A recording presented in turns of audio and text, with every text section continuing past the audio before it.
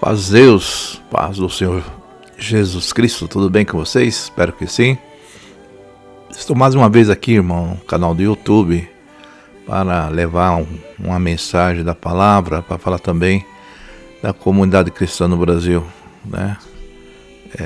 Avisando os irmãos ali que ali na cidade ali de Minas Gerais, em Betim, nós temos ali uma comunidade e temos culto todos os sábados, 9h30. Nosso irmão São Joaquim atende ali aquela localidade e Deus há de preparar aí pessoas, né, para visitar o servo de Deus, né? Tá fazendo um convite a vocês aí. Meus irmãos, também quero falar a respeito, sempre vou falar, irmão, do projeto Resgate, e nada mais irmão, que é aquela volta com Cristo, né? Vivemos hoje um tempo difícil, um tempo onde as pessoas são divididas entre denominações, né? Inclusive, estou falando de uma denominação aqui, porque a regra de hoje da religião é ter uma denominação, né? Falar de Jesus, surgem as denominações. Mas o Evangelho nos fala que só existe uma igreja. Ainda que você queira discordar, mas a palavra de Deus fala que há uma só igreja. E ela foi constituída por Jesus Cristo, ali onde derramou seu sangue, né? Deu sua vida por nós, ele nos comprou. Então, não existe crente de igreja tal, crente não. Isso é criação nossa. Existe crente em Cristo. Quando Jesus vem buscar os seus, vai buscar aqueles que tiveram fé nele, né? Não porque você é de uma determinada denominação, ou por ser uma denominação, ele vai fazer um salvo. A salvação vem mediante a fé na pessoa do Senhor Jesus. Quem tem fé em Cristo Jesus verdadeiramente e teve o trabalho do Espírito Santo, esse é um salvo, né, irmão? Não é salvo porque pertence a um ministério, não é porque você... Eu sou, como Paulo falou, né? Paulo falou que chegaram as pessoas daquele tempo e falaram: olha, eu sou de Paulo, eu sou de Pedro, eu sou de Apolo, eu sou disso, daquilo. E Paulo falou: eu sou de Cristo, né? O que importa, irmão, que você, independente de uma denominação, você possa falar do seu coração: eu sou de Jesus Cristo, né? Eu sou, né, congrego e adoro ele em uma denominação, né? Mas eu sou dedicado a Cristo em primeiro lugar, né? Então é isso que importa. Então, por falar em Cristo, irmão, vou falar aqui uma mensagem da palavra que na verdade é uma promessa de Jesus. É como falasse de Jesus Cristo, que é o Espírito Santo de Deus, né? Então, para que ele possa nos ensinar e nos ajudar, é necessário que nós possamos conhecer o Espírito Santo. Gostaria de falar em Coríntios 12, o versículo 4, diz assim: fala sobre a diversidade de dons espirituais dada pelo mesmo Espírito. Então, tudo o que acontece provém de um só, o Espírito Santo de Deus. Uma promessa de Jesus, quando ele falou que é o Pai, falou preparar o lugar e mandaria o outro Consolador. No versículo 4 de 1 Coríntios 12, diz assim: ora, há diversidade de dons, mas o Espírito é o mesmo. E há diversidade de ministério, mas o Senhor é o mesmo.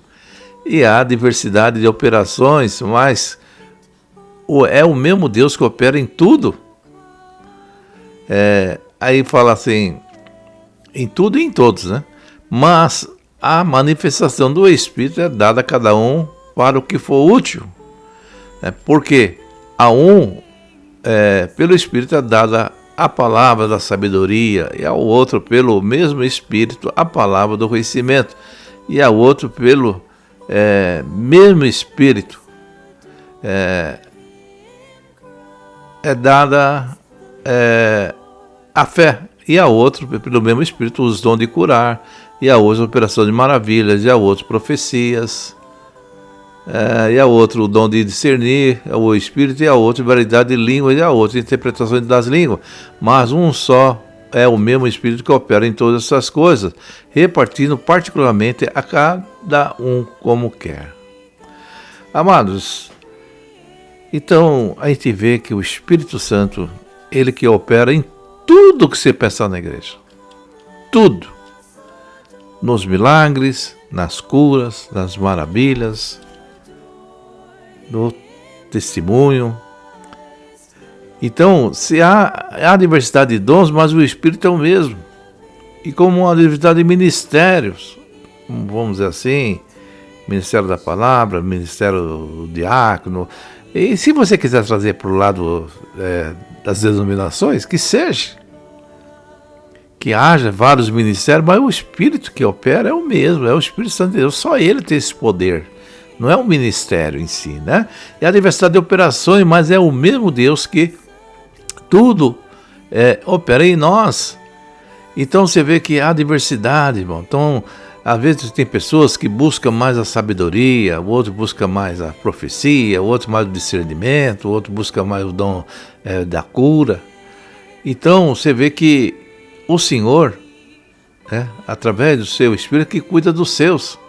Então o Espírito Santo de Deus, irmão, e muitos falam que é a terceira pessoa, né? Fala de Trindade, é uma coisa tão complicada falar de Trindade, mas tudo provém de Deus. Os três estão ligados a Deus, o Pai, o Filho e o Espírito de Deus. O Espírito Santo todos estão ligados, tudo provém de Deus, né? Então, ele é a presença de Deus que atua em nós e habita em nossa vida. Todo crente tem o Espírito Santo de Deus, todos. Você que está me ouvindo aí, você crê em Jesus, você tem.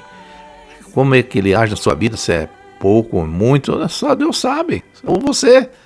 Se você é um salvo por Jesus Cristo, o Espírito Santo mora dentro de você. O Espírito Santo, ele faz um papel, ele desempenha um papel fundamental. É ele que capacita as pessoas.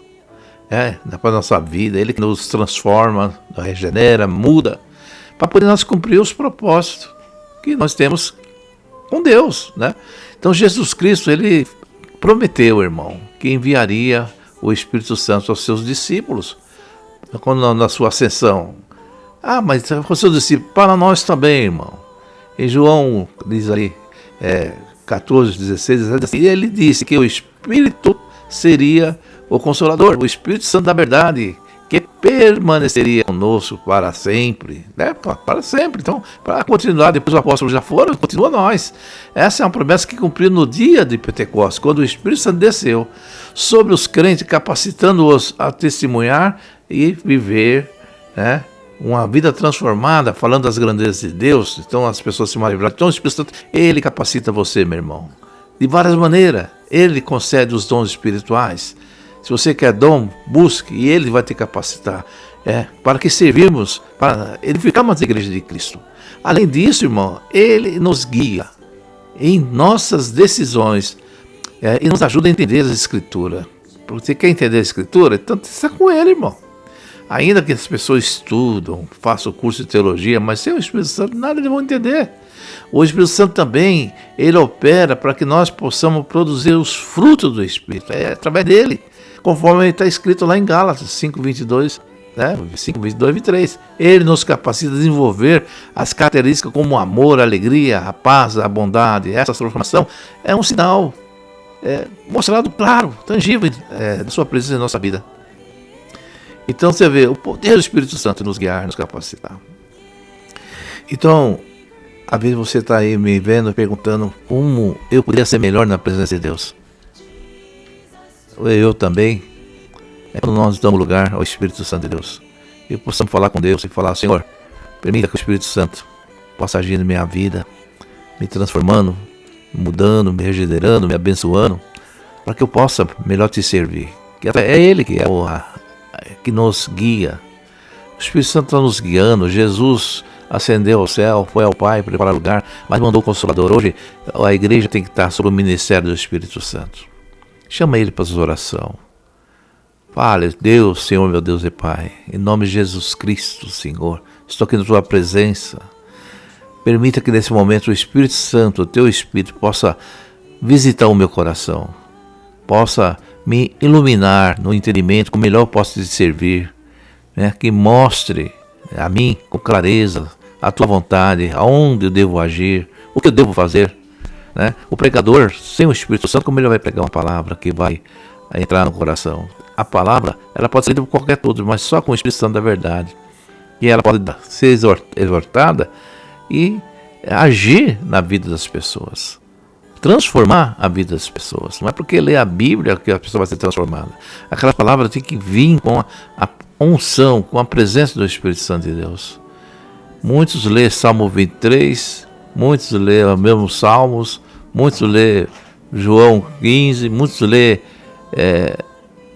tantas passagens.